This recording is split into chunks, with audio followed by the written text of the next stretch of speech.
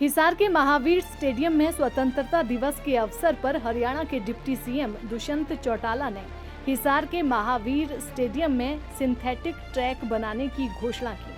उन्होंने कहा कि हिसार के महावीर स्टेडियम में सिंथेटिक ट्रैक बनाया जाएगा। डिप्टी सीएम दुष्यंत चौटाला ने महिलाओं को पंचायती के तहत 50% आरक्षण देने का काम किया। डिप्टी सीएम दुष्यंत चौटाला ने कहा कि रोजगार के अवसर बढ़ाने के लिए काम किया जा रहा है और अटल कैंटीन की शुरुआत की गई है। उन्होंने कहा कि 56,000 महिला सखी संगठन बनाने का काम किया गया है। हर 20 किलोमीटर पर कॉलेज बनाए गए हैं और अब तक 76 नए कॉलेज बने हैं। डिप्टी सीएम ने कहा कि ग्राम दर्शन पोर्टल चलाए जा रहे हैं, जिससे ग्रामीण पोर्टल के माध्यम से आम आदमी भी अपनी बात रख रहे हैं। हिसार में एयरपोर्ट बनाया जा रहा है, इससे हरियाणा और हिसार की अर्थव्यवस्था को बढ़ावा मिलेगा। उन्होंने कहा कि हिसार को रेलवे फाटक मुक्त बनाया जाएगा। इसके अलावा डिप्टी सीएम ने कहा कि बुजुर्गों को 5100 रुपए पेंशन दी जाएगी। युवाओं को प्रदेश में रोजगार उपलब्ध करवाया जा रहा है। आज आजादी के इस 76वें वर्षगांठ के पावन अवसर पर मैं आप सबको बधाई देता और शुभकामनाएं देता। इस देश की सीमाओं पर मुश्किल हालात में खड़े हमारे सभी वीर जवानों को और इस देश की अंतर्गत सुरक्षा करने वाले सभी उन जवानों को इस स्वतंत्रता दिवस के उपलक्ष्य पर बहुत बहुत शुभकामनाएं।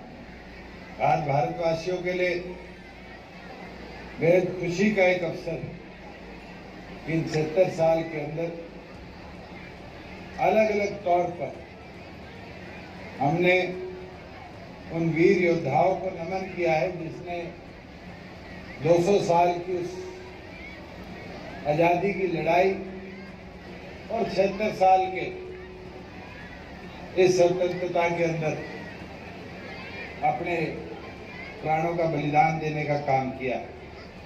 मैं इस पावन अवसर पर आजादी के बलिदानियों को प्रणाम करके आज उनको नमन करने का काम करता। मैं उन सैनिकों को सलाम करता हूं जिन्हें इस देश की आजादी में, देश की एकता और अखंडता में अपने प्राण निछावर करने का काम किया। आज उन वीरों की बदौलत है कि हम यहाँ खुले में सांस लेने का काम कर रहे हैं।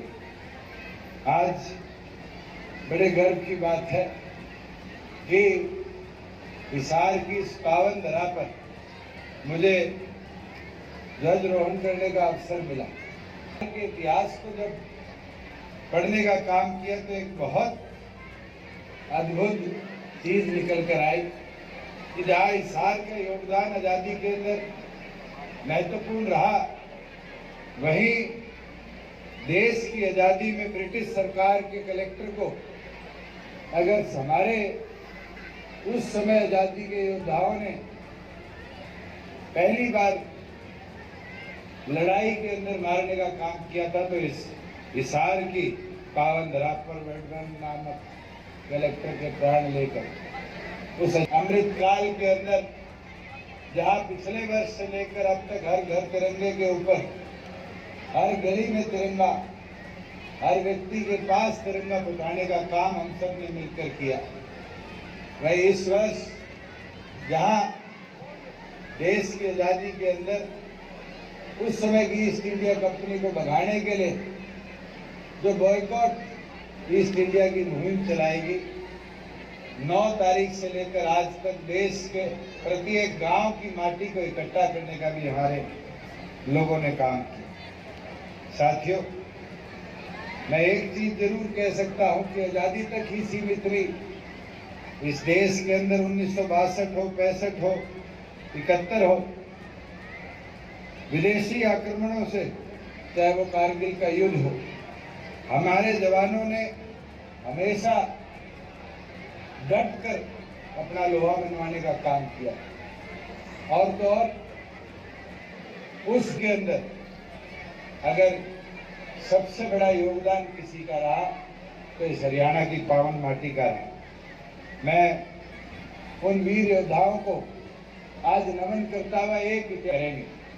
और यहाँ खड़े हुए आज उसी के साथ साझा करता हूँ कि पिछले एक वर्ष के अंदर 510 स्कूल ऐसे हैं जो हरियाणा के उन वीर हमारे शहीदों के नाम पर कल रात 12 बजे से इस 15 अगस्त के उपलक्ष्य में हमने समर्पित करने का काम किया कि हमारे आने वाली पीढ़ियां उन तमाम वीर योद्धाओं को नमन करती रहे, याद करती रहे और सीखती रहे कि कैसे छोटी आयु के अंदर भी हमारे उन वीर योद्धाओं ने अपने घर की ना सोचते हुए, परिवार की ना सोचते हुए प्राथमिकता के तौर पर देश की एकता अखंडता को कैसे मजबूती से आगे ले जाया जाए, इस सोच के साथ अपने प्राण का बलिदान दिया। इस दिशा में हमारी सरकार ने सैनिक अर्धसैनिक कल्याण विभाग का गठन किया और आज अगर कोई भी अर्धसैनिक सैनिक इस देश के अंदर बॉर्डर पर इन्फिल्ट्रेशन के अंदर या कोई आईईडी ब्लास्ट के अंदर अगर शहीद हो जाता है तो हमारी सरकार 50 लाख की राशि उसके परिवार को देने का काम करती है। साथियों, मैं तो एक चीज जरूर आपके साथ संकल्प के तौर पर कहना चाहूंगा कि सुशासन का संकल्प लेकर हमारी सरकार ने आगे बढ़ने का काम किया और आज उस सुशासन के संकल्प के साथ प्रत्येक सेक्टर के अंदर हमारा एक ही मूल मंत्र है और वो मूल मंत्र है सबका साथ सबका विकास।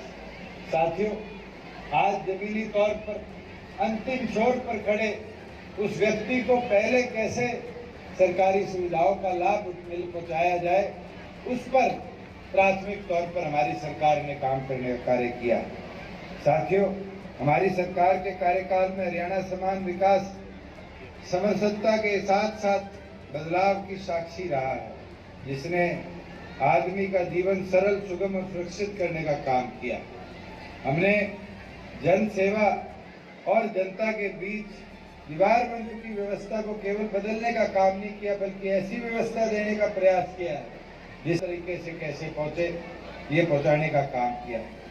साथियों, आईटी को कैसे सिस्टम के साथ हम जोड़ पाए और कैसे इंफॉर्मेशन टेक्नोलॉजी के साथ हम आम जन तक सुविधाएं बेहतर पहुंचा पाए, इसके ऊपर बड़े लेवल पर सरकार का कार्य चला। ग्रिड के माध्यम से, चाहे वो परिवार पहचान पत्र हो, चाहे वो किसी बेटी की शादी पे उसके सुगन की राशि का ट्रांसफर, चाहे वो बुढ़ापा पेंशन हो, चाहे वो पीला राशन कार्ड की मांग, 600 ऐसी सुविधा हमने गांव के शहरों के सीएचसी बना है, जिसने अपनी पॉवर्टी लाइन की सीमा जो देश भर के अंदर 1,20,000 पर थी, आज उसको बढ़ाकर 1,80,000 करने का काम किया। साथियों, चिरायु योजना और आरोग्य योजना के माध्यम से हमारी सरकार ने कैसे गरीब आदमी को 5 लाख तक का लाभ स्वास्थ्य इलाज के अंदर कैसे जल्द से जल्द पहुंचाया जाए, एक रिकॉर्ड देश के अंदर स्थापित करने का काम किया। और इसका निरोगी योजना के माध्यम से 25 लाख कार्ड होल्डर में से आज 13 लाख कार्ड होल्डर भली भांति इसका लाभ उठाने का काम कर चुके हैं। साथियों, जहां हमारे सरकार के अंदर एक पहले प्रथा रही कि डीसी रेट पर नौकरी लगाई जाती थी, आज उसको परिवर्तित कर आईटी के माध्यम से हमने लाभ उठाया और हरियाणा कौशल रोजगार निगम का निर्माण किया।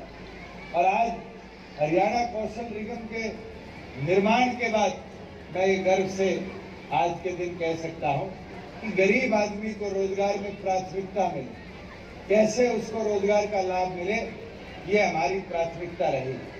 और आज जिन परिवारों की आयु, जिनकी वार्षिक आय जो थी 1,80,000 से नीचे थी, आज उन परिवारों को प्राथमिकता दी और कैटेगरी बढ़ाएगी कि 50,000 आय वालों को प्राथमिक तौर पर ज्यादा पॉइंट देकर पहले रोजगार का अवसर देंगे कि सामाजिक तौर पर वो लोग भी मुख्य शाखा में आने का काम करता है। साथियों, हमारी सरकार ने वृद्धावस्था पेंशन, सम्मान पेंशन का स्वरूप बढ़ाकर इस देश में सबसे ज्यादा 2750 करने का काम किया। आज चाहे विदुर हो, चाहे वो कोई व्यक्ति जिसकी लाभ हमारी सरकार ने करने का काम किया। और मैं खुशी के साथ कह सकता हूँ कि पिछले 3 साल में परिवर्तन हमारी सरकार ने ऐसा कराया है कि आम जन को चाय बेच के आ सकता है। किसान को ये इंतजार नहीं करना पड़ता कि महीना 2 महीने में सरकार उसकी फसल की पूरी कीमत उसको देगी, उसको किसी अधिकारी के चक्कर काटने पड़ेंगे। आज फसल बेचने के 48 घंटे के भीतर हमारी सरकार किसान के खाते में उसकी फसल की MSP की राशि पूर्ण तौर पर भेजने का काम करे। दैनिक सवेरा के लिए हिसार से प्रवीण कुमार की रिपोर्ट।